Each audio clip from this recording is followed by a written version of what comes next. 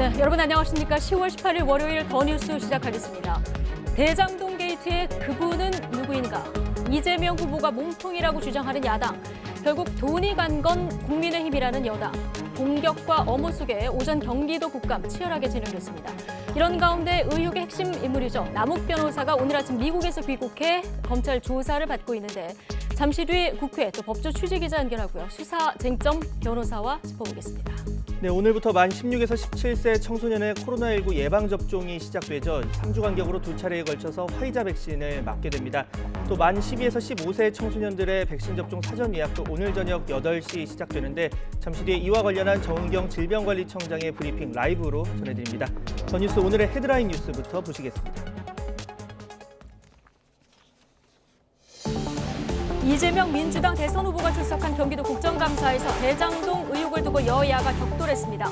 국민의힘은 이 후보를 몸통으로 지목해 몰아붙였고 이 후보와 민주당은 야당 인사들이 이득을 얻었다면서 국민의힘 게이트라고 주장했습니다. 전국을 순회하고 있는 국민의힘 대선 주자들이 오늘 부산, 울산, 경남 지역에서 토론회를 갖습니다. 본경선 여론조사 문항을 두고는 캠프 간의 신경전이 이어지고 있습니다.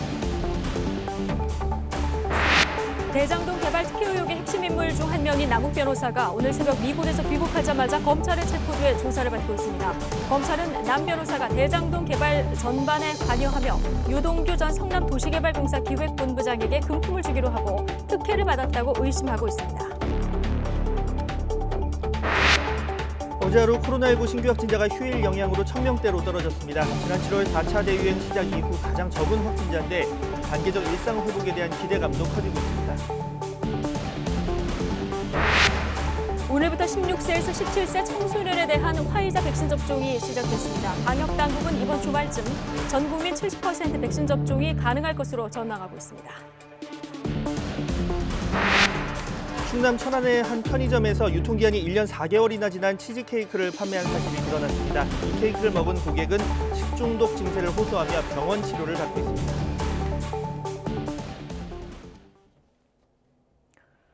네, 이재명 더불어민주당 대선 후보가 출석한 경기도 국정감사가 잠시 뒤 오후 2시부터 다시 이어집니다. 네, 오전 국감에서는 대장동 의혹을 두고 여야가 양보 없는 신경전을 벌였는데요. 현장 취재기자 연결해 보겠습니다. 최하영 기자. 네, 경기도청입니다. 네, 자 경기도 국정감사 시작부터 여야 대결이 팽팽했는데요. 오전 상황부터 좀 정리해 볼까요? 네, 오전 국정감사 오전 10시부터 2시간가량 이어졌습니다. 이재명 후보의 답변 시간부터 그리고 의원들마다의 질의 방식을 두고 시작부터 팽팽한 신경전을 벌였는데요. 먼저 국민의힘 첫 주자로 김도읍 의원이 나섰습니다. 이재명 후보를 아수라의 제왕이라고 일컬으며 기선제압에 나섰는데요. 이 과거 음주운전과 형수 욕설 그리고 여배우 스캔들 등 이 후보의 치부를 조목조목 지적하기도 했습니다. 또 이 후보를 향해 몸통인 그분이라고 몰아세웠는데요. 들어보시죠. 가난을 극복하고 성공한 사람이라는 그분. 그러나 그분의 진면목은 권력과 돈의 교집합 꼭대기에서 세상을 내려다보고 있습니다. 이에 이재명 후보도 지지 않고 국민의힘을 도둑에 비유하며 맞대응에 나섰습니다. 지금 그분 하시는데 제가 예화 한번 보여드리겠습니다. 세상에 단순한 이치가 있습니다. 누가 도둑이냐 이렇게 얘기를 하면 도둑을 작물을 가진 사람이 도둑인 게 맞습니다. 그러면서 만약 진짜 화천대유 주인이 자신이었다면 이 강아지에게는 돈을 던져줄지라도 곽상도 의원 아들에겐 한 푼도 줄 수 없다고 비꼬기도 했습니다. 네, 오전 국정감사 역시나 이 대장동 의혹의 핵심으로 떠올랐죠. 네, 최대 쟁점은 이재명 게이트냐 아니면 국민의힘 게이트냐입니다. 이 국민의힘은 이 후보가 대장동 관련 보고를 받은 적이 있다며 배임 아니면 최소한 직무유기라고 주장했습니다. 여기에 이재명 후보의 측근이 연루된 정황을 언급하며 공세를 쏟아붓기도 했습니다. 만약에 특검의 수사 결과 대장동이나 백현동에 정진상 씨가 연루된 정황이 나타나면 대통령 후보에서 사퇴하시겠습니까? 측근 비리가 있으면 사퇴하냐 이렇게 말씀하시면 그 윤석열 총장의 측근이 100% 확실한 그분 문제되면 자, A를 물으면 A를 답변하셔야죠. 시킬 건지 먼저 답해 주시면 알겠습니다. 이 후보는 윤 전 총장을 언급하며 반박하면서도 일부가 도둑과 연합했을 것이란 문제 제기가 있었다며 직원 일부가 오염돼 부패에 관여한 점에 대해선 진심으로 사과한다고 밝히기도 했습니다. 네, 오늘 국정감사 사실상 이재명 청문회라고 불릴 만큼 치열한데, 자, 어쨌든 정면 돌파를 선택한 이재명 지사, 대권 가도에는 오늘 국감이 주요 분수령이 되겠군요. 네, 과연 타격이 될지 날개가 달릴지는 조금 더 두고 봐야 하는데요. 앞서 송영길 대표는 이 국감 전에 이 후보를 향해 지사직 조기 사퇴를 권유했다고 합니다. 하지만 이 후보는 이 회피하는 모습으로 의혹을 키우기보다는 정면 돌파를 선택했는데요. 이재명 후보 지금까지는 야당의 공세에 차분하게 대응하고 있습니다. 이 특유의 사이다 발언으로 야당과 충돌하기보다는 청렴성과 행정 능력을 입증하는 게 오늘 국정감사의 관건이 될 것으로 보이는데요. 이재명 후보는 모레 국토교통위원회 국정감사에 한 번 더 출석해 야당과 맞붙을 예정입니다. 지금까지 경기도청에서 YTN 최하영입니다. 네, 여야 모두 이재명 지사가 출석한 경기도 국정감사를 긴장 속에서 예의주시하고 있습니다. 민주당은 국정감사가 이 지사에게 득이 될 거라고 보고 있지만 이 국민의힘은 무능을 드러내는 결정적인 계기가 될 거라는 입장입니다. 자세한 내용 국회 취재기자 연결해서 들어보겠습니다. 이경국 기자. 네, 국회입니다. 네, 자, 여당의 대선 후보가 출석한 국정감사, 앞서 거센 공방에 있었던 오전 상황 정리를 해봤는데요. 여야 각 당은 오전 청문회 상황 어떻게 지켜보고 있습니까? 네, 일단 민주당은 오늘 경기도 국정감사가 이재명 지사에게는 오히려 기회가 될 것으로 보고 있습니다. 송영길 대표가 오늘 CBS 라디오에 나와서 직접 입장을 밝히기도 했는데요. 먼저 들어보겠습니다. 당연히 득이 될 거라고 생각합니다. 당연히 득입니까? 예, 잘 답변해 할 수 있을 자신이 있습니까? 네, 자신 있다 그러시더라고요. 네, 특히 송영길 대표는 국민이 언론에 의해 편집되지 않은 생방송을 볼 필요가 있을 거다 이렇게 설명을 했는데요. 국정감사라는 공식적인 자리에서 이재명 지사가 직접 그간 불거진 여러 의혹을 해소할 기회가 될 거라는 뜻으로 풀이가 됩니다. 민주당은 대장동 의혹과 관련해서 국민의힘 대선 주자인 윤석열 전 검찰총장에 대한 역공을 펼치기도 했는데요. 아침 지도부 회의에서 지난 2009년 부산저축은행이 대장동 개발사업 시행사에게 부실 대출해준 사건을 과거 검사였던 윤석열 전 총장이 부실 수사한 거 아니냐고 주장하기도 했습니다. 반면 국민의힘은 오늘 경기도 국감에서 이재명 지사의 무능이 돋보일 거라며 맞서고 있는데요. 이준석 대표의 말도 직접 듣고 오겠습니다. 도덕성 면에서는 국민들은 높은 기대치가 많지 않은 후보이고 행정 능력이라는 것도 사실상 얼마나 부족한 점이 많았고 무능했는지를 드러내는 계기가 될 것이다 이렇게 봅니다. 네, 이어서 이준석 대표는 당에 들어온 제보와 지금까지 공개된 자료들만으로도 이 지사가 답해야 할 사항이 태산이라며 총 공세를 예고하기도 했습니다. 또 이 대표는 YTN과의 통화에서 오늘 국감이 대장동 의혹에 대한 특검 요구 목소리에 불을 붙이는 그야말로 활용 점정의 의미가 있을 걸로 본다고도 밝혔습니다. 김기현 원내대표는 아침 회의에서 이재명 지사가 당장 구속돼도 이상하지 않은 비리의 결정체라고 비난하기도 했습니다. 국민의힘은 국정감사와 관련해서 이재명 지사 답변의 진위 여부 등을 기자들에게 수시로 안내하겠다고 공지하기도 했습니다. 네, 경선을 진행하고 있는 국민의힘 대권 주자들의 일정도 알아볼까요? 네, 전국을 순회하고 있는 국민의힘 대선 주자들 오늘 오후 부산, 울산, 경남 지역에서 토론회를 갖습니다. 보수의 텃밭을 찾은 만큼 대선 주자들은 토론회 전에도 활발하게 일정을 소화하고 있는데요. 윤석열 전 검찰총장은 부산 장애인 총연합회를 찾을 예정이고 홍준표 의원은 부산시당에서 당원들과 만나 지지를 호소했습니다. 유승민 전 의원은 부산시의회를 찾아서 기자회견을 진행할 예정이고요. 대장동 1타 강사로 주가를 올린 원희룡 전 제주지사는 이재명 지사가 출석하는 경기도 국감을 팩트체크하는 유튜브 방송을 진행하고 있습니다. 경선이 중반으로 접어든 가운데 유력 주자의 새 대결도 점점 거세지고 있는데요. 윤 전 총장은 오선의 주호영 의원을 선대위원장으로 내세우면서 TK 지역 집중 공략에 나섰고요. 홍준표 의원은 최재형 전 감사원장을 전격 영입하며 맞불을 놨습니다. 새 대결이 이렇게 가속화하자 원희룡 전 제주지사는 줄 세우기식 캠프 확장은 구태라며 강하게 비판하기도 했습니다.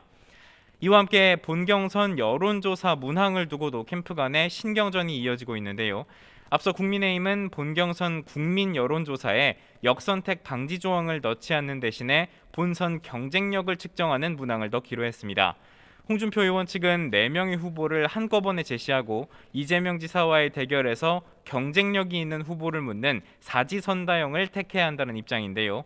반면 윤석열 전 총장과 원희룡 전 지사 측은 4명의 후보별로 이재명 지사와의 양자 대결을 묻는 방식을 주장하고 있습니다. 문항에 따라서 경선 결과가 뒤바뀔 수도 있는 만큼 향후 당 선관위와 캠프 사이 논의 과정에서도 갈등의 불씨가 될 가능성이 있습니다. 지금까지 국회에서 전해드렸습니다. 대장동 개발 특혜 의혹의 핵심 인물 천화동인 4호 소유주 남욱 변호사가 오늘 새벽 인천공항에 도착하자마자 체포돼 곧바로 검찰 조사를 받고 있습니다.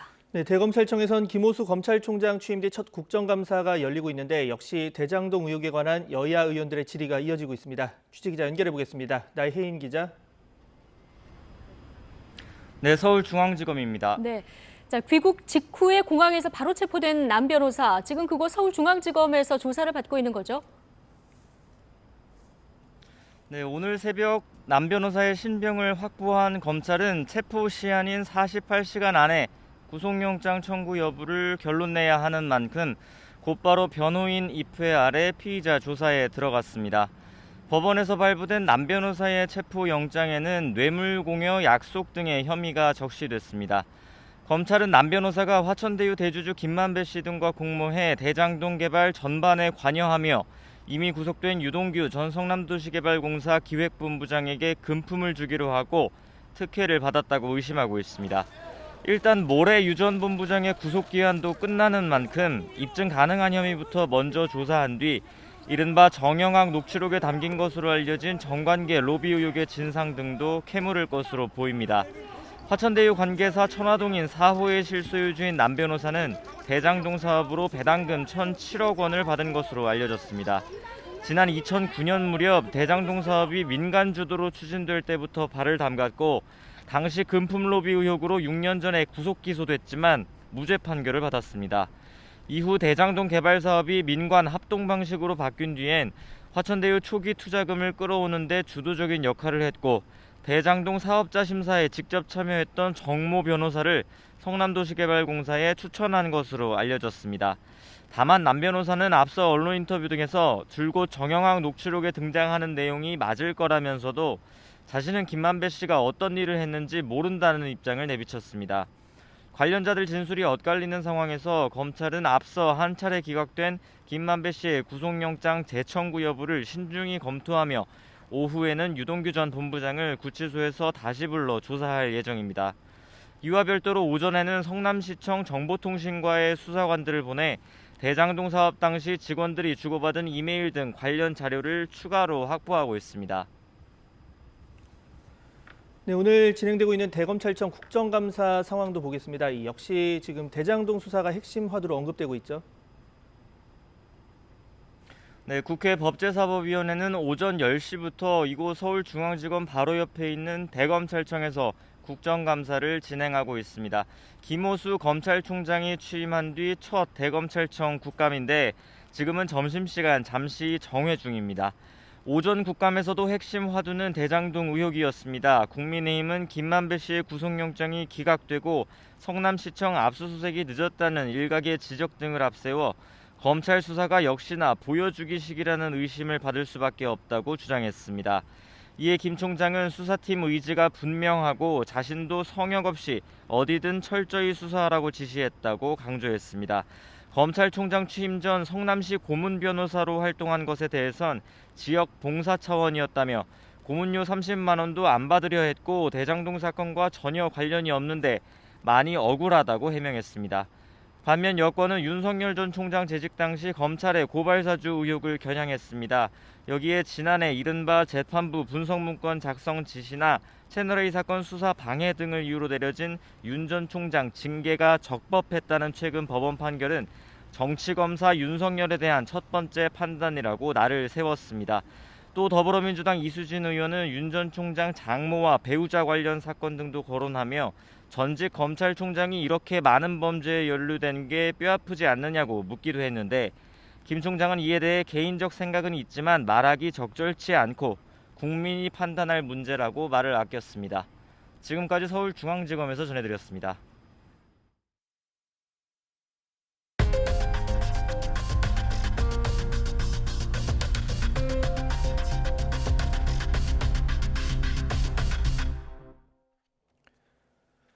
네, 앞서 전해드렸던 대장동 개발 특혜 의혹의 핵심 인물 가운데 한 명인 남욱 변호사가 오늘 오전 귀국 직후 곧바로 검찰에 체포돼서 조사를 받고 있습니다.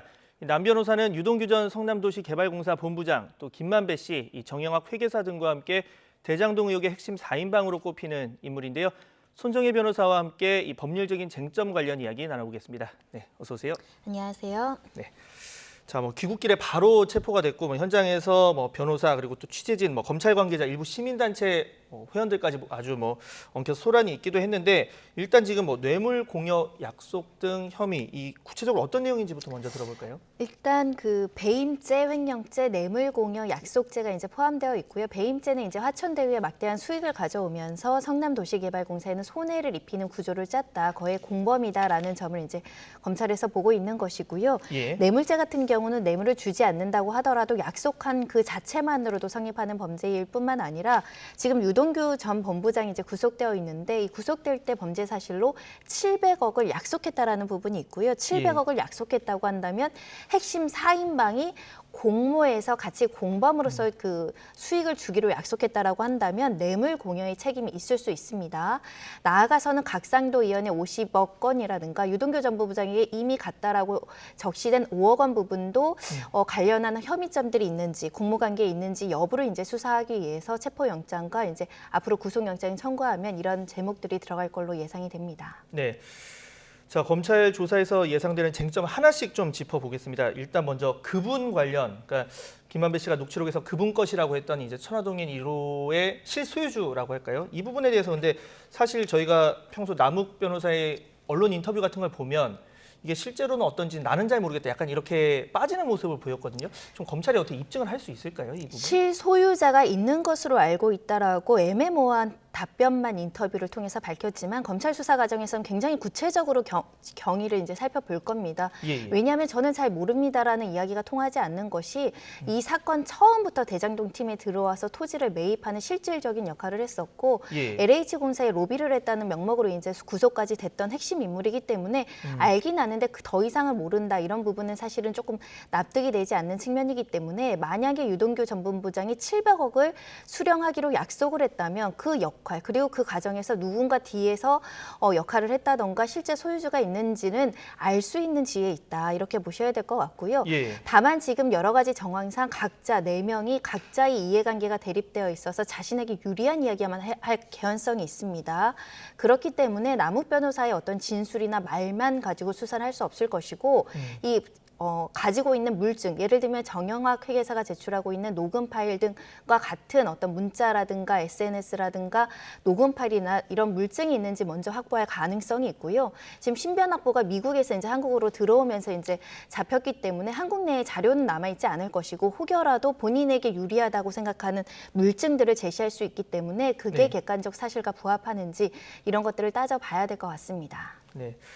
자, 또 하나 좀 살펴볼 부분이 정관계 로비 의혹인데 이제 7명에게 모두 50억 원씩 이제 각각 주기로 했다는 이른바 50억 클럽 진위에 대해서 물을 듯한데 이와 관련해서도 지난번 언론 인터뷰에서는 본인은 사실 2015년 이후에는 이제 토지 수용 관련 작업만 했고 나머지 부분은 나는 잘 모른다 이런 식으로 약간 빠져나가는 듯한 답변을 했어요. 이 부분도 좀 어떻게 전망하십니까? 그런 내용을 들었고 그렇다고 한다면 큰일이다라는 취지로 이제 언론 인터뷰를 했는데 만약에 이 50억 클럽설이 사실이라고 한다면 김만배 씨 주장과는 굉장히 배치되는 겁니다. 김만배 기자는 비용 부담과 관련한 다툼이 있어서 내가 남에게 준다라고 허위로 과장돼서 장난식으로 이야기했을 뿐 실질적으로 50억 클락선은 없다. 뇌물 공여 약속이 없다라는 취지로 부인했지만 그 상대, 그러니까 이해관계에 대립되어 있는 정회계사나 지금 남 변호사는 실제 구체적으로 그런 대화가 있었다라고 이제 주장하는 거거든요.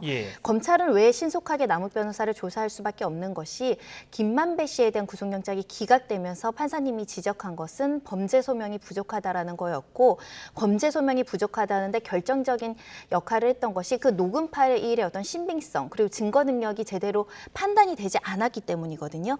말하자면 그 녹취록이 편집됐냐 아니면 증거 능력을 불법적으로 이제 취득해서 증거 능력을 부인당할 것이냐. 그럼 증거 능력은 있다고 하더라도 특히 믿을 만한 상황이었는지 아니면 본인에게 이제 편집되어 있는지 이걸 확인할 텐데 이거는 김만배 씨도 확인하기 어렵고 정영학 회계사도 어렵습니다.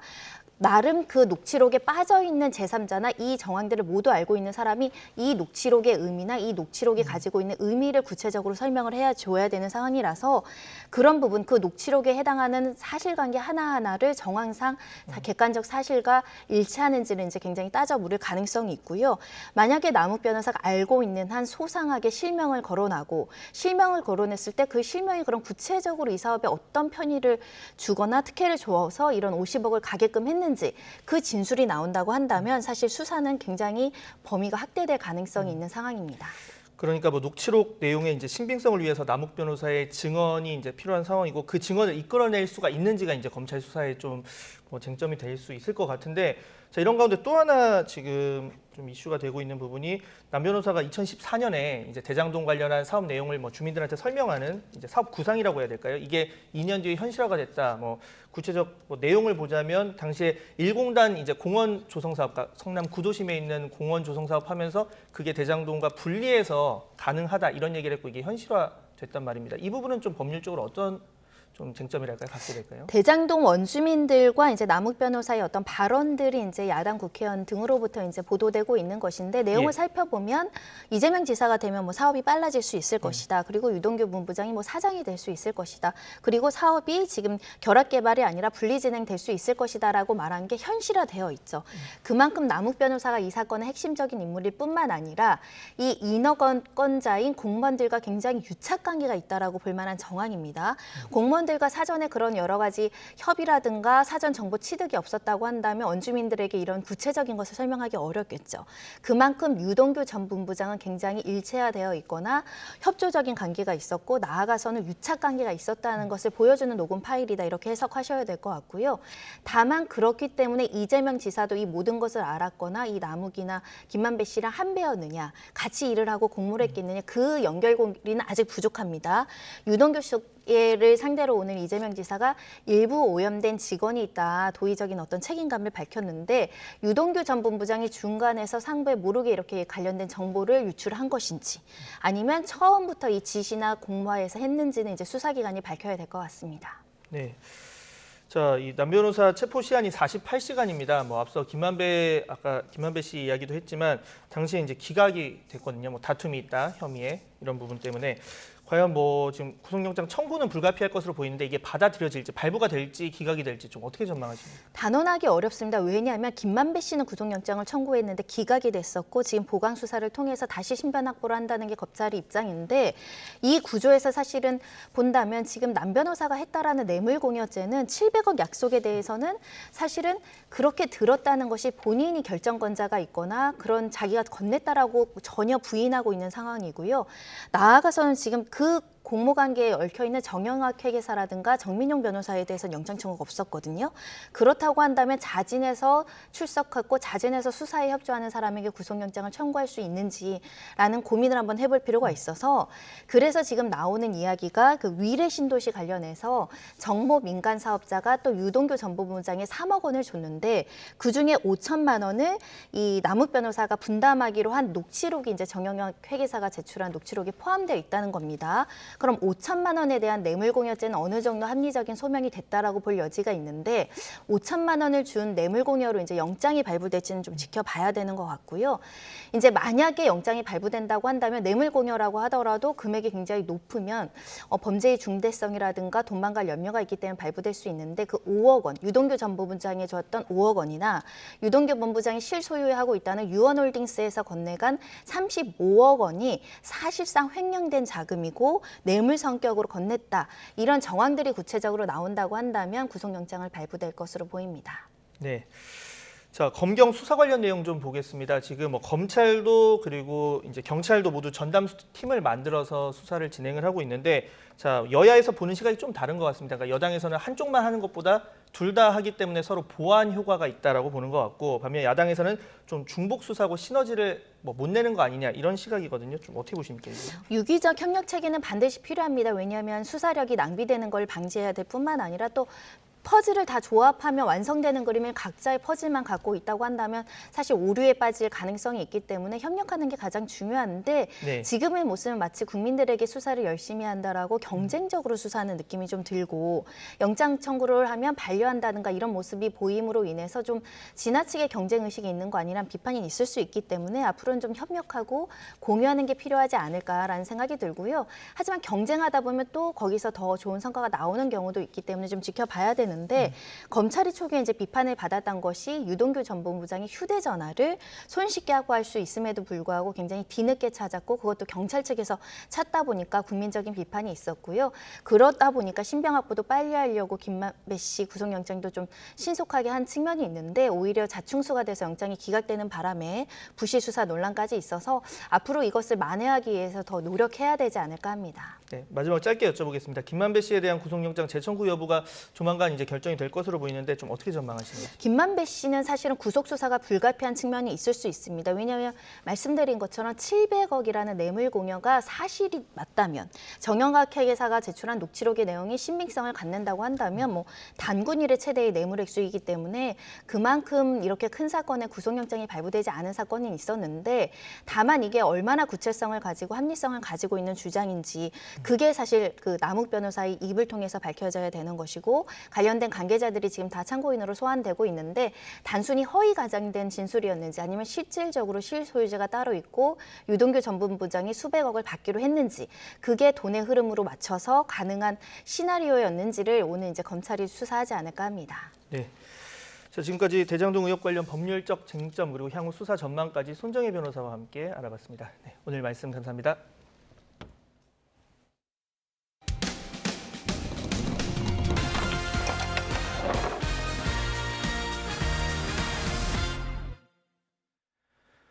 편의점에서 유통기한이 1년 4개월이나 지난 치즈케이크를 판매했다는 제보가 들어왔습니다. 이 치즈케이크를 먹은 당사자는 식중독 증세를 호소하며 병원 치료를 받고 있습니다. 제보는 와이 양동훈 기자입니다. 지난달 22일 천안에 사는 A씨는 편의점에서 냉동 치즈케이크를 구매했습니다. 3일 뒤인 25일 새벽 치즈케이크를 꺼내 한 입 먹자마자 이상한 맛을 느꼈습니다. 이거는 그냥 썼어요. 그냥 쓰고 이게 무슨 맛이지? 그러니까 치즈의 맛이 아예 느껴지지 않는 수준? 당황한 A씨는 치즈케이크를 유심히 살펴보고 깜짝 놀랐습니다. 유통기한이 무려 1년 4개월이나 지난 겁니다. 치즈케이크 포장지에는 유통기한이 2020년 5월 9일까지라고 선명하게 적혀 있습니다. A씨는 두드러기와 복통 증세에 응급실을 방문했고 이후 3주 가까이 병원 치료를 받고 있습니다. 지금은 좀 많이 나아서 그래도 고열, 두통, 설사 빼고는 괜찮은데 일단 이게 일상생활에 조금 불편한 게 있어서 출근하기는 조금 힘든 건 있어요. 알고 보니 이 치즈케이크는 편의점 냉동칸에서 2년 가까이 방치돼 있었습니다. 그동안 아무도 유통기한을 확인하지 않았고 판매하는 과정에서도 걸러지지 않은 겁니다. 편의점에는 유통기한이 지난 식품 바코드를 찍으면 경고음이 울리는 타임 바코드 시스템이 있지만 무용지물이었습니다. 샌드위치나 김밥 등 신선식품에만 적용되고 가공식품은 대상이 아니기 때문입니다. 이 모든 점주들이 다 관리를 잘하는 것은 아니시기 때문에 특히 이 프랜차이즈 본사의 입장에서는 모든 식품에 관련돼서 이 타임 바코드가 적용될 수 있도록 관리해야 될 필요가 있습니다. 본사 관계자는 신고를 받은 뒤 편의점을 방문해 전 상품 유통기한을 점검하고 신선도 관리 교육도 진행했다고 밝혔습니다. 천안시청은 현장 조사를 마치고 행정 처분 절차를 진행하고 있습니다. YTN 양동훈입니다. 가만히 앉아서도 수천만 원을 버는 방법을 알려주겠다는 부업 광고 영상. 유튜브 조회수가 1,000만이 넘을 정도로 선풍적인 인기를 끌었던 영상입니다. 그런데 실제 광고에서 소개한 코인 파생 상품 거래소 투자자들은 사기 피해를 호소하고 있습니다. 김우준 기자의 보도입니다. 유튜브에 올라온 한 광고 영상입니다. 명품 시계와 고가의 자동차를 자랑하는 한 남성. 원래 게임하시면서 매매하시나 봐요. 아니어서 지금 모토로 돌려놔가지고. 코인 파생 상품 거래소에 가입한 뒤 자신이 개발한 자동 거래를 신청만 하면 가만히 앉아서 수천만 원을 벌 수 있다고 홍보합니다. 수익은 어느 정도 되시는지 알 수 있을까요?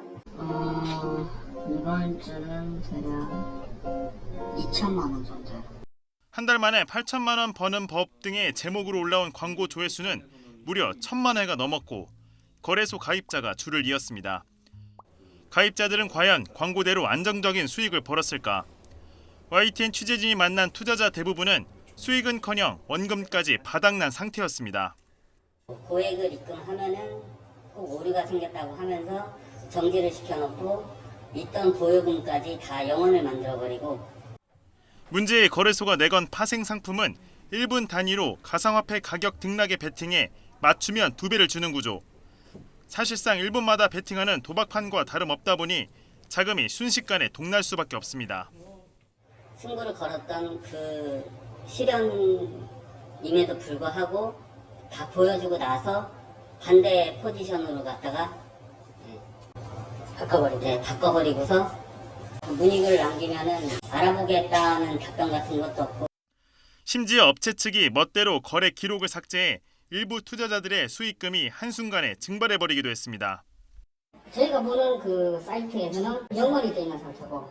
선생님은 2억 천이 그냥 순식간에 사라져버린 거네요. 네. 이 수상한 거래소는 그 흔한 대표번호 하나 없었고 예치금 입금 계좌도 수시로 바뀌었습니다. 보안 기업과 쇼핑몰 등 업체가 내건 유명 기업들과의 제휴도 모두 거짓말인 것으로 드러났습니다.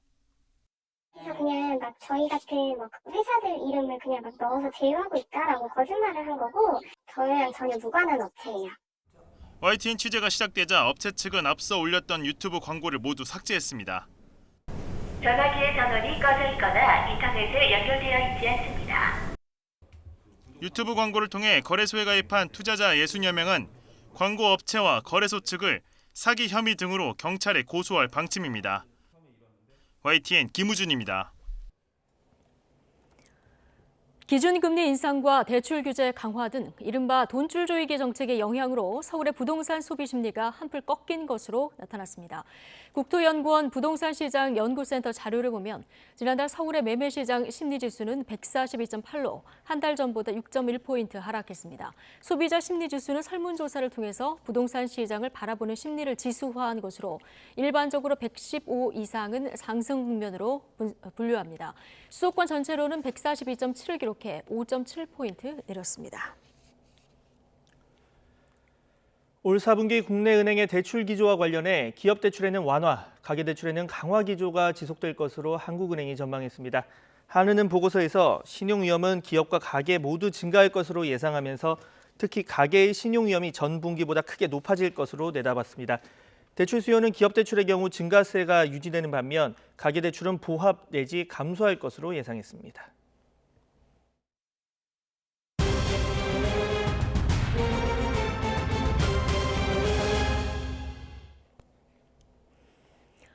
네, 코로나19 신규 환자가 휴일 영향으로 1,000명대로 떨어졌습니다. 지난 7월 초 4차 대유행이 시작한 뒤 가장 적은 확진자인데 단계적 일상 회복에 대한 기대감도 커지고 있습니다. 취재기자 연결해 보겠습니다. 신현준 기자. 네, 신현준입니다. 네, 하루 확진자 수 1,050명, 휴일 영향이긴 하지만 환자 수가 많이 줄었군요. 네, 오늘 0시 기준 코로나19 신규 환자는 1,050명입니다. 검사가 주는 휴일 영향으로 전날보다 370명 줄며 열흘째 2,000명 아래를 유지하고 있습니다. 특히 확진자 숫자는 4차 대유행이 시작한 지난 7월 7일 이후 103일 만에 가장 적은 숫자인데요. 하지만 4자릿수 확진자는 104일 연속 이어지고 있습니다. 감염 경로를 보면 국내 발생이 1,030명이고 해외 유입 사례가 20명입니다. 지역별로 보면 서울이 352명, 경기 358명, 인천 84명 등 수도권에서만 794명의 신규 환자가 나왔습니다. 전체 지역 발생의 77.1%입니다. 수도권 밖에서는 대구가 41명, 부산 35명, 충남 33명, 충북 29명 등 전국 17개 시도 모두에서 환자가 확인됐습니다. 코로나19 관련 사망자는 8명이 늘었고 위중증 환자는 3명이 줄어서 345명입니다. 어제는 휴일이라 백신 접종은 많지 않았습니다. 1차 신규 접종자는 1,400여 명이고 접종을 모두 마친 사람은 18,000여 명이 늘었습니다. 이에 따라 백신 접종률은 1차가 78.7%, 접종 완료가 64.6%입니다. 네, 방역당국의 현 상황 진단도 보겠습니다. 이 같은 환자 감소세가 이 백신 접종률의 상승 때문이다, 이렇게 밝혔죠. 네, 정부는 코로나19 유행 규모가 점진적으로 줄어들고 있다며 예방접종의 효과로 진단했습니다. 손영래 중수본 사회전략반장은 환자 발생이 줄어들면서 전체적인 유행 규모는 안정적으로 줄어드는 추이를 유지하고 있다며 현재는 유행이 커지지 않고 점진적으로 줄어드는 경향이 분명해지고 있다고 평가했습니다. 또 주민 이동량이나 사회경제적 접촉 빈도를 나타내는 간접 지표는 대부분 더 오르거나 높은 수준을 유지하고 있지만 백신 접종 완료율 상승에 따라 감염 전파 차단 효과가 나타난 것으로 해석된다고 말했습니다. 이어 위중증 환자가 300명대 초중반을 오르내리면서 늘지 않아 전체적인 의료 체계도 여력이 있는 상황이라고 설명했습니다. 손 반장은 또 정부가 단계적 일상 회복 전환의 기준으로 제시한 전 국민 70% 접종 완료는 이번 주말쯤 가능할 것으로 보인다고 내다봤습니다. 지금까지 사회부에서 YTN 신현주입니다. 오늘부터 16세와 17세 청소년에 대한 화이자 백신 접종이 시작됐습니다. 12세에서 15세 소아 청소년에 대한 사전 예약도 오늘 밤부터 진행됩니다. 이렇게 접종이 속도를 내면서 이번 주말쯤 전 국민의 70%가 접종을 완료할 것으로 전망되고 있습니다. 백신 접종 현장에 나가 있는 취재기자 연결해서 자세한 내용 들어보겠습니다. 황보혜경 기자. 네, 서울 마포구 위탁의료기관에 나와 있습니다. 네. 자, 오늘부터 16세 이상 청소년에 대한 백신 접종이 시작되는데요. 현장 상황 어떻습니까? 네, 오후에도 이곳 병원은 코로나19 백신과 또 독감 백신 등을 맞으러 온 사람들 발길이 이어지고 있습니다. 이곳에선 오늘 하루 18살부터 49살 사이 일반인 등 40명이 코로나19 백신을 맞게 되는데요. 이것과 같은 전국의 위탁 의료기관에서 소아 청소년에 대한 백신 접종도 오늘부터 시작됩니다. 대상은 먼저 사전 예약을 한 16살부터 17살 사이 청소년인데요. 어제 0시 기준 이들의 접종 예약률은 55%를 넘어섰습니다. 12살부터 15살 사이 소아 청소년은 오늘 밤 8시부터 4주 동안 예약을 받고 다음 달 1일부터 접종을 받게 되는데요. 학교를 다니지 않는 경우에도 만 12살이 넘으면 접종 대상에 포함됩니다. 소아 청소년 접종은 본인이나 보호자의 동의가 있어야 하고 보호자가 접종할 때 함께 올 수 없는 경우 접종 동의서를 반드시 제출해야 합니다. 임신부에 대한 백신 접종도 오늘부터 시작됩니다. 접종 물량은 모더나나 화이자로 어제 0시 기준 임신부 접종 예약자는 2,568명입니다. 지금까지 전체 인구의 78.7%가 1차 접종을 마쳤고 접종 완료율은 64.6%인데요. 지금 접종 속도라면 정부가 목표로 한 국민 70% 접종 완료를 이번 주말쯤 달성할 거로 전망됩니다. 네, 이런 가운데 집단 감염 소식도 여전히 끊이지 않고 있습니다. 수도권 상황은 어떻습니까? 네, 그렇습니다. 신규 확진자 숫자가 1,000명대 초반으로 감소했지만 수도권 곳곳에서는 집단 감염이 잇따르고 있습니다. 우선 서울 강남구에 있는 실내 체육시설과 관련해서 확진자가 더 늘었는데요. 이곳에선 지난 13일 이용자가 처음 확진된 뒤 지금까지 15명이 집단으로 감염됐습니다. 해당 시설은 헬스장과 골프 연습장 등이 같이 있는 종합 스포츠 시설인데 앞서 지난 7월에도 집단 감염이 발생해 수십 명이 치료를 받았습니다. 경기 남양주시 요양병원 관련 확진자도 더 확인됐습니다. 지난 9일 병원 종사자가 처음 확진 판정을 받은 뒤 누적 환자가 82명에 달합니다. 집단 감염이 나왔던 시기에 간병인 1명이 확진 사실을 숨기고 근무한 것이 확인돼 방역당국이 조사에 나섰습니다. 또 서울 성북구 소재 직장 14명, 동작구 중학교 10명 등 일상생활 곳곳에서 감염이 이어지고 있는데요. 방역당국은 단계적 일상회복을 앞두고 방역수칙이 완화되더라도 긴장감을 늦추지 말아달라고 당부했습니다. 지금까지 서울 마포구에 있는 위탁의료기관에서 YTN 황보혜경입니다. 백신 접종률이 높아지고 위드 코로나 시행이 가까워지면서 해외여행에 대한 기대가 더 커지고 있습니다. 사이판 여행 상품은 이미 연말까지 예약이 꽉 찼고 유럽 상품도 관심을 끌고 있습니다. 개훈이 기자가 보도합니다. 이 여행사는 코로나19 이후 1년 10개월 만에 유럽 여행 상품 판매를 다시 시작했습니다. 좋은 날 좋은 여행 참 좋은 여행입니다. 네, 스페인 지금 여행 가능하시고요. 자가격리 없이 진행 가능하십니다. 유럽 여행 문의만 하루에 200건이 넘습니다. 유럽 한 나라를 선택해 10일 정도 집중적으로 여행하는 상품인데 지난 5일부터 지금까지 2천여 명이 예약을 마쳤습니다. 백신 완료자는 유럽 대부분 국가에서 자가격리가 면제되기 때문에 입출국 시 코로나 검사를 받는 점 외에 예전과 별 차이가 없습니다. 프로모션 요금가로 지금 현재는 진행이 다 가능한 상태고요. 그러면 전체적인 정상적인 가격에서 20-30만 원 정도 저렴하게 진행 가능하다고 생각하시면 됩니다. 우리나라와 처음으로 트래블 버블을 체결한 사이판은 올해 가고 싶어도 갈 수 없게 됐습니다. 연말까지 예약자가 8,000명을 넘어서며 사이판 여행 상품은 완판됐습니다. 북마리아나 제도가 안전한 곳이라는 인식 덕분에 사이판 재방문을 희망하는 여행객도 많고 대기 수요도 늘고 있습니다. 더 많은 여행객이 찾을 수 있도록 숙소 확보 등 여러 방안을 논의 중입니다. 정말 저렇게 맑아서 물 밑이 다 보이는 거예요, 팀장님? 맞습니다. 예, 지금 안에 산호초가 다 보이는 거예요. 사이판과 인접한 괌을 찾는 여행객도 늘고 있습니다.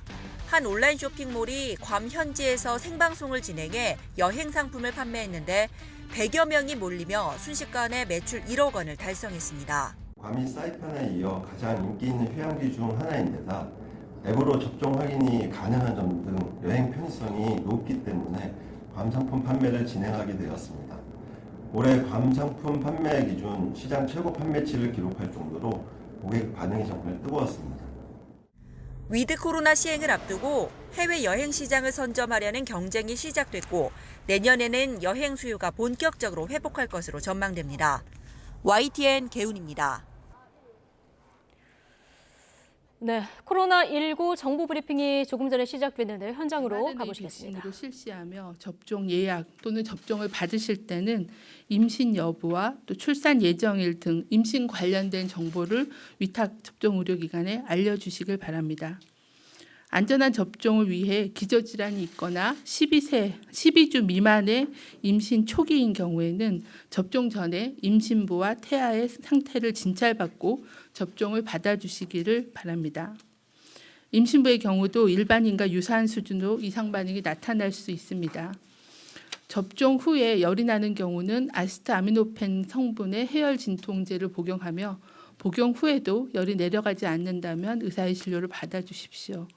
또한 아나필락시스와 같은 심각한 알레르기 반응, 심근염, 심낭염, 질출혈 및 복통 등의 증상이 있을 경우에는 의사의 진료를 받아주시기를 바랍니다. 다음은 추가 접종에 대해서 안내를 드리겠습니다. 델타 변이가 확산되고 또 기본 접종 후에 시간이 경과함에 따라 접종 효과가 감소하여 돌파 감염 등이 발생하고 있어 추가 접종의 필요성이 증가하고 있습니다. 백혈병 그리고 장기 이식 환자 그리고 면역 억제제 치료 중인 환자 등 면역 저하자는 기본 접종 완료 2개월 이후부터 접종을 권고하고 있습니다. 해당 대상군에 대해서는 저희가 개별 문자로 접종에 대한 안내를 해드렸습니다. 접종 일정을 확인하시고 10월 18일부터 접종 예약이 시작이 되고 11월 1일부터 접종을 시행할 예정입니다. 접종 추가 접종 대상자에 포함이 되어 있지 않더라도 의사의 소견, 판단에 따라서 접종 기관에서 추가 접종을 받으실 수 있습니다.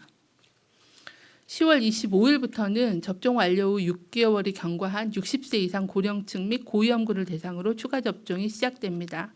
현재까지 약 38만여 명이 예약에 참여해 주셨으며 추가 접종 안내를 받으신 분들은 보건소를 통해 예약 일정을 조정하실 수 있으므로 적극적으로 추가 접종을 받아주시기를 당부드립니다. 오늘부터는 70에서 74세 어르신들의 인플루엔자 예방접종도 시작됩니다. 또한 이번 주 목요일부터는 65세 이상 어르신들께서도 순차적으로 인플루엔자 예방접종이 진행됩니다. 어르신뿐만 아니라 어린이 그리고 임신부 또한 겨울철 인플루엔자 감염으로 인한 중증 및 사망을 방지하기 위해서 인플루엔자 예방접종을 반드시 받아주실 것을 당부를 드립니다. 국민들의 적극적인 참여로 2차 접종이 신속하게 진행되고 있으며 지난주 토요일에는 60세 이상 고령층의 접종 완료율이 90%를 넘어섰습니다. 예방접종에 적극 참여해 주신 국민 여러분께 감사드립니다. 하지만 아직 4차 유행은 진행 중으로 예방접종과 함께 사회적 거리 두기, 기본 방역 수칙 준수가 매우 중요합니다. 불효불급한 사적 모임은 자제해 주시고 마스크 착용, 손 씻기, 주기적인 창문 환기 등 기본적인 방역 수칙을 철저히 지켜주시기를 바랍니다. 또한 가족이나 동료 이외에 사람 간에 밀접한 접촉을 하셨거나 조금이라도 의심 증상이 있으신 경우에는 즉시 검사를 받아주실 것도 당부드립니다. 감사합니다. 네, 그럼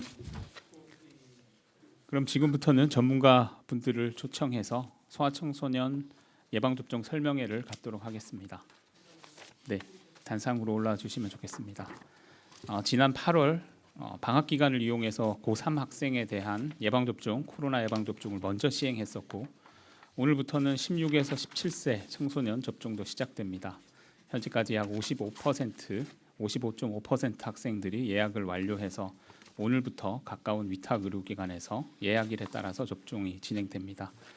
12에서 15세 소아청소년 대상 접종 사전 예약도 오늘 저녁부터 열리게 됩니다. 오늘 전문가분들께서 설명하는 내용을 잘 참고해서 접종 전후 주의사항을 챙기고 또 아직 예방접종 결정 전이라면 관련 정보를 참고하시면 좋겠습니다. 특별히 오늘은 학생 예방접종 질문과 관련돼서 교육부의 학부모 모니터단 그리고 시도교육청에서 질의를 많이 보내주셨습니다. 국내외 최신 연구 결과에 대해서 소개해 주실 두 분 전문가를 먼저 소개드리도록 하겠습니다. 왼쪽 편부터 최용준 교수님, 고대 안암병원 소아청소년과 교수님 참석했습니다.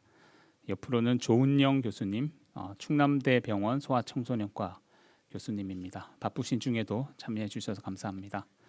오늘 질문은 조만간 접종을 하게 될 학생들에게 설명한다라는 생각으로 가급적 쉽게 풀어서 설명해 주시면 좋겠습니다. 질의 순서는 학생 학부모로부터 받은 16개의 질문을 먼저 답하고 또 출입 기자단 질문에 대해서도 이어가도록 하겠습니다. 그러면 먼저 첫 번째 국민 질의부터 듣도록 하겠습니다. 부산 중학교 3학년 학생 그리고 강원도의 학부모님께서 보내주신 질문입니다. 학교에서 백신 접종을 한 학생과 또 하지 않은 학생들 간의 차별 행위를 예방하기 위한 정책이나 방안이 있는지 궁금하다는 질문 주셨습니다. 네, 제가 답변 드리겠습니다. 저희가 교육부하고 소아청소년 백신 접종 계획에 대해서 논의를 하면서 접종자와 미접종자 간의 차별이나 아니면 왕따 같은 그런 현상이 발생하지 않기 위한 예방 대책에 대해서 논의를 하고 학교에 이미 공지를 한 바가 있습니다. 말씀드린 대로 소아청소년 백신 접종은 의무사항은 아니고 자율접종이기 때문에 이러한 점들을 학교에 안내하고 있고 학교에서 접종을 강요하는 분위기가 발생하지 않도록 학교에서는 개인별 접종 여부를 사전에 조사하거나 파악하지 않고 있으며 또 접종 학생에게 특별한 혜택을 준다든지 하는 차별적인 조치를 하지 않도록 이미 학교에 안내를 하고 있습니다. 또한 생활 지도 등을 통해서 학생 간의 편가르기 등이 발생하지 않도록 지속적으로 생활 지도를 해나가겠다라는 게 현재 교육부와 교육청 그리고 학교에서 준비하고 있는 그런 상황입니다. 학생 여러분께서도 그 접종에 대해서는 개인의 의견 또 친구들의 그런 결정 등을 존중해 주시고 친구 간에 그런 차별이나 왕따가 생기지 않도록 같이 노력해 주실 것을 당부를 드립니다. 네. 두 번째는 충남중학교 2학년 학생 학부모께서 보내주신 질문입니다. 소아청소년의 코로나 백신 접종은 의무사항이 아닌 자율적인 결정, 권장사항인데 각급 학급 또 같은 학교의 학생들이 누구는 백신을 맞고 또 누구는 안 맞을 경우에 백신을 맞은 학생보다 안 맞은 학생이 더 많은 경우 집단 면역을 기대하기 어려울 텐데 혹시 다른 대책이 있는지 궁금하다는 질문이 있습니다. 네, 예방접종을 맞는 목적은 1차적으로는 본인의 건강, 본인의 감염과 위중증을 예방하는 게 1차적인 목적이고요. 이제 거기에 더해서 예방접종자가 주변에 많아지고 학교 내에 많아지면 학교 내에서의 전파를 차단하는데 그리고 또 학교 교육을 안정화시키는데 효과가 있을 거라고 판단을 하고 있습니다. 현재 예방접종을 95% 이상 맞은 고3의 경우에는 안정적으로 입시에 대비를 하고 있는 그런 상황입니다.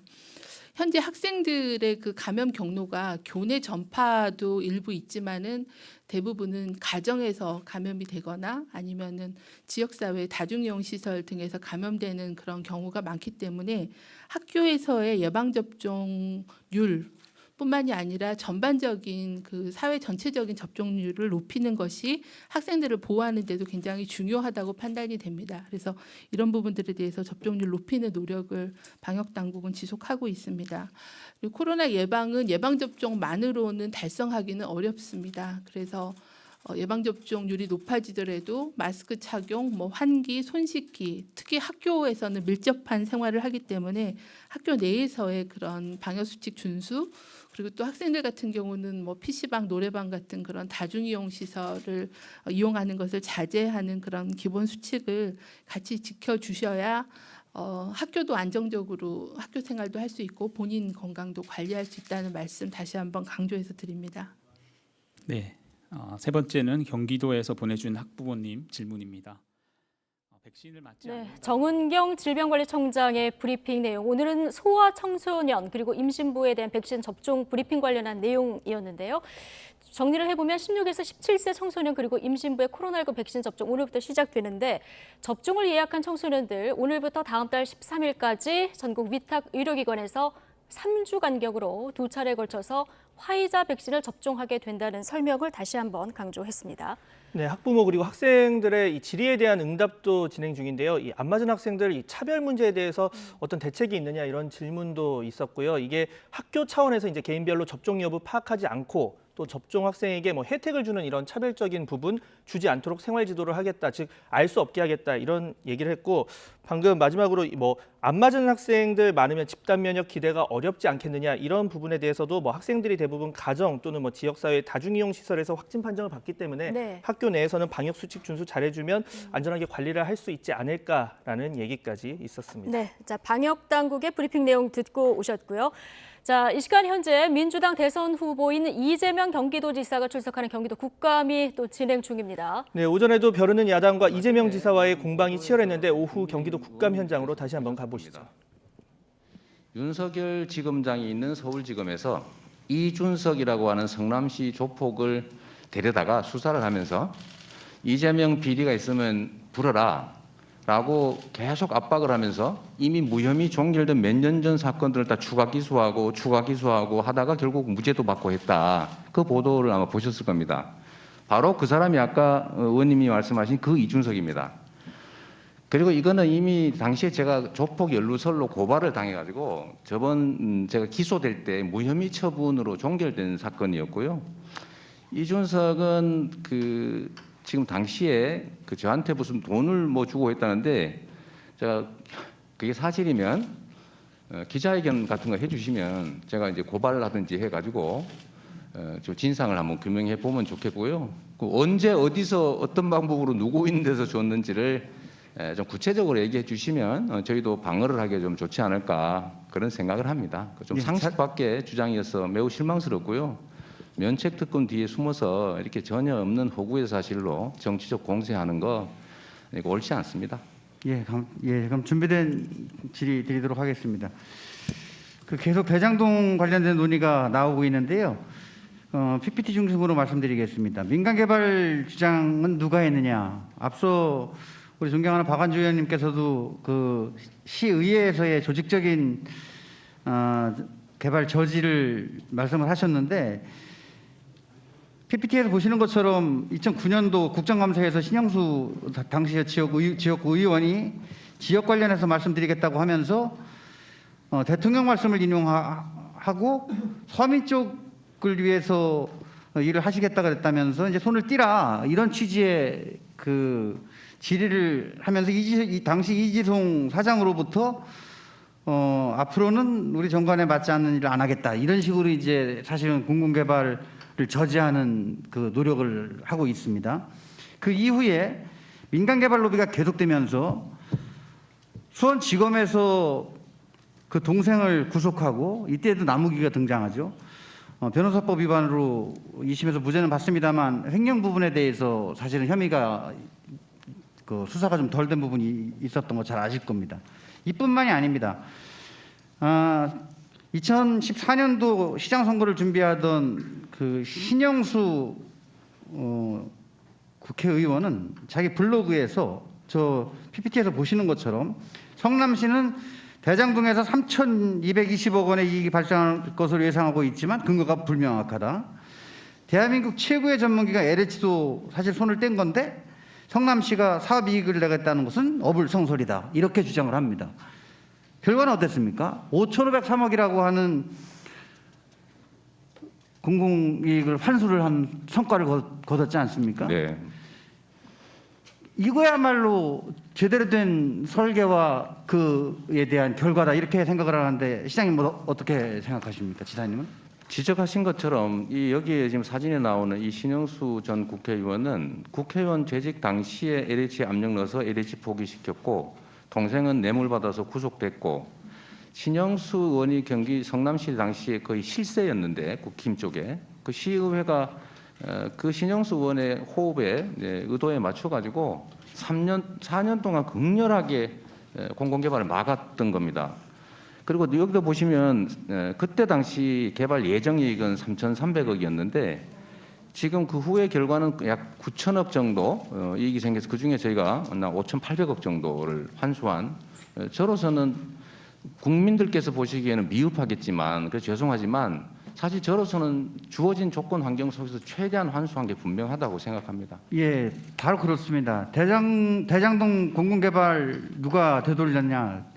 하나은행 컨소시엄 사업 제안서를 살펴봤습니다. 제안서에서는 사업이익을 3,595억으로 추정을 했습니다만 성남 우리 도계공 지분의 50% 플러스 1주보다 훨씬 더 많은 1,822억의 확정 배당액을 받았고 거기에 일공단 공원 조성 비용까지도 추가해서 환수를 했습니다.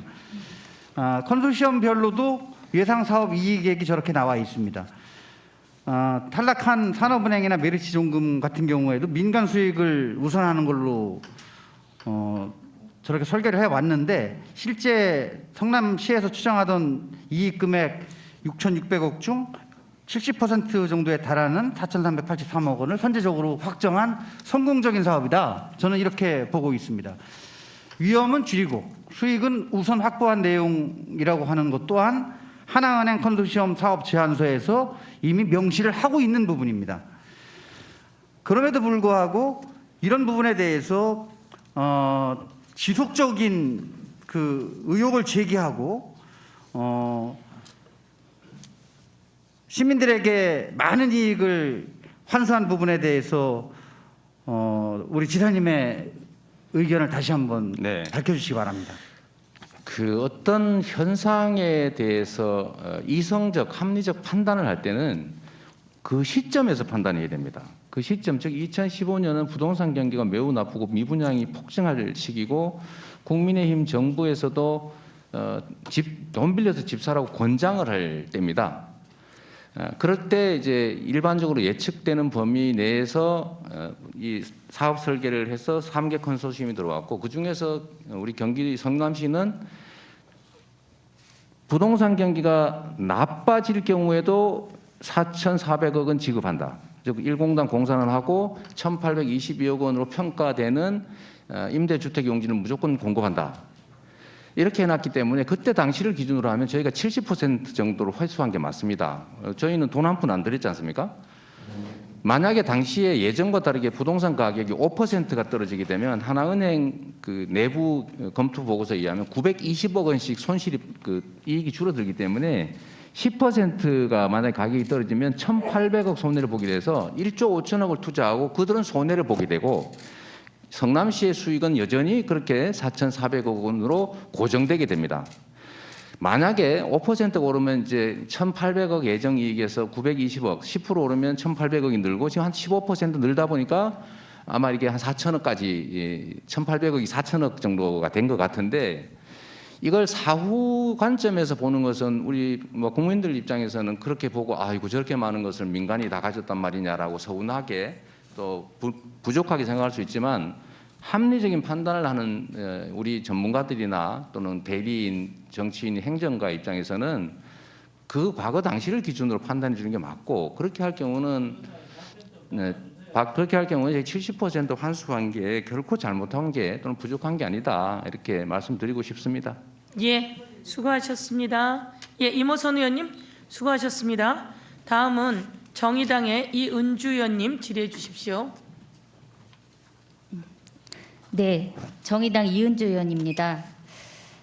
경기도정에 대한 국정감사를 해야 하는 자리에서 본 의원한테 주어진 소중한 시간을 대장동 사건을 질의해야 하는 심정이 참담합니다. 아빠 찬스로 6년 만에 50억을 퇴직금으로 받는 청년과 현장 실습장이 삶의 마지막이 된 여수 특성화고 청소년 노동자, 태어나는 순간부터 불평등과 차별의 굴레를 숙명처럼 안고 살아가는 이런 부조리한 현실을 인류 생존이 걸린 기후위기 문제에 어떻게 해결하고 대응해야 하는지, 더 나은 대한민국 미래를 위해서 정당 간에 후보 간에 정책을 놓고 경쟁해야 할 대선의 시간이 이렇게 허비되는 게 과연 합당한 일인지 정치인으로서 자괴감이 듭니다. 하지만 지사께서도 잘 아시지만 대장동 의혹 사건은 막대한 부동산 불로소득에 국민들이 공분한 겁니다. 검경 수사 논란 자초하면서 지체되고 있고요. 의혹은 눈덩이처럼 불어나고 있습니다. 그래서 그 사이에 열리는 이 국감에 시민들이 주시할 수밖에 없는 겁니다. 그런데 오늘도 증인도 자료도 없이 공방만 오가는 건 아닌지 안타까운데요. 시민을 대표하는 국회의원으로서 국민이 궁금해하는 부분 지사께 질의하겠습니다. 대장동 사건의 위법 내용은 수사를 통해서 판명되겠지만 드러난 상황대로라면 전방위 로비가 있었고요. 사업 설계 당시부터 현재까지 비리 의혹으로 점철된 사건입니다. 질의드리겠습니다. 대체 대장동 개발 사업 책임자 누구입니까? 당시 성남시장이셨던 지사님이시죠? 개발 사업의 잠깐만요, 지사님. 네네. 책임자 누구신지. 유동규 씨, 김만배 씨 아니잖아요. 지사님. 개발 사업의 최종 책임자는 시장인 저가 맞지요? 네, PPT 보십시오. 당시 대장동 관련 사업에 대한 승인 보고 공문서 최종 결제 라인 서명하신 거 맞고요. 네. 지금 책임자 맞습니다라고 얘기하셨으니까 직접 최종 관리자이고 설계자이고 또 최대 치적이라고 자랑도 하셨습니다. 근데 어떻게 하나의 사업에서 발생한 일인데 성과는 내 공로고 불법 행위는 모르는 일이고 상상을 초월한 이익은 예측할 수 없었다.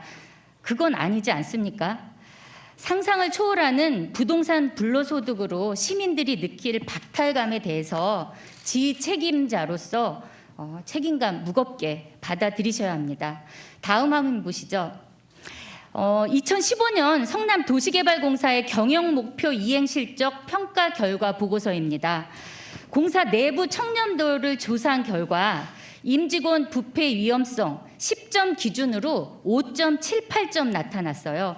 청렴도 향상을 위한 대책이 필요하다, 이렇게 적시가 돼 있고요. 2016년 7월 당시 이재명 시장께서 결재한 서류입니다.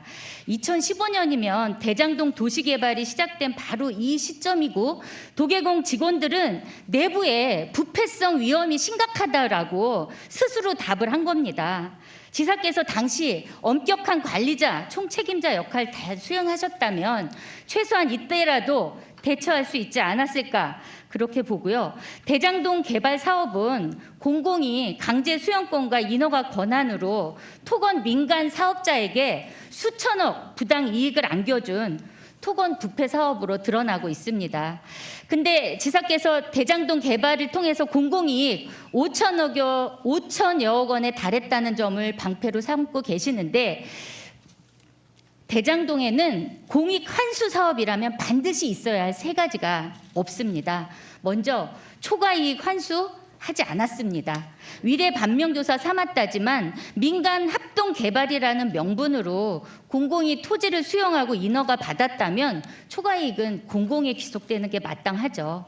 지역 사회를 위해 공익 사업에 재투자돼야 할 이익이 민간 특혜로 귀결됐습니다. 둘째로, 공공이라면 토지를 강제 수용했음에도 분양가 상한제를 적용하지 않았어요.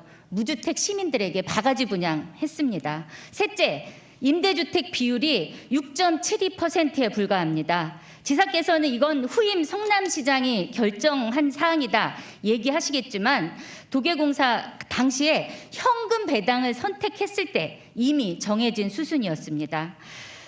저는 이거 보면서 이게 어떻게 모범적 공익사업일까? 개발이익 환수율은 낮고 분양가 상한제는 적용되지 않았고 임대주택은 내팽개친 민간업자 최대 이익만을 보장한 특혜 사업으로 귀결이 됐다고 봅니다. 다음 표 보시죠.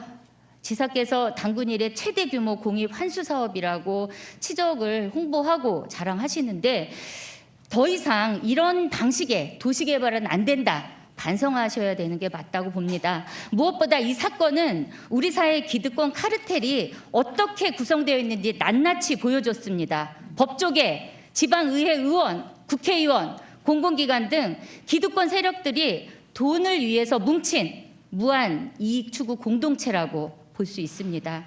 그래서 LH 투기 사건에 의해서 시민들은 또 한 번 좌절하고 분노하고 공분하고 있는 겁니다. 범죄는 명명백백 밝히고 응당한 처벌해야 합니다. 지사께서도 동의하시죠? 네, 당연한 말씀입니다. 나아가서 이 사건을 통해 여야 모두가 반드시 합의해야 할 과제가 있습니다. 도시개발을 하는 모든 지역이 더 이상 투기장으로 전락하지 않도록 공공개발의 이익은 반드시 공공에 귀속되어야 한다는 점입니다. 지사께서도 수사에 최선 다해서 협조해 주시고 공공개발의 원칙 재정립하겠다고 이 자리에서 약속해 주십시오. 네, 당연한 말씀입니다. 네, 제가 좀 말씀드려도 되겠습니까? 이은주 의원님, 시간 남았는데 답변 원하십니까? 12초가 아니라 제가 어쨌든 좀 몇 가지 사실과 다른 말씀들이 조금 있어서 한 말씀 드리겠습니다.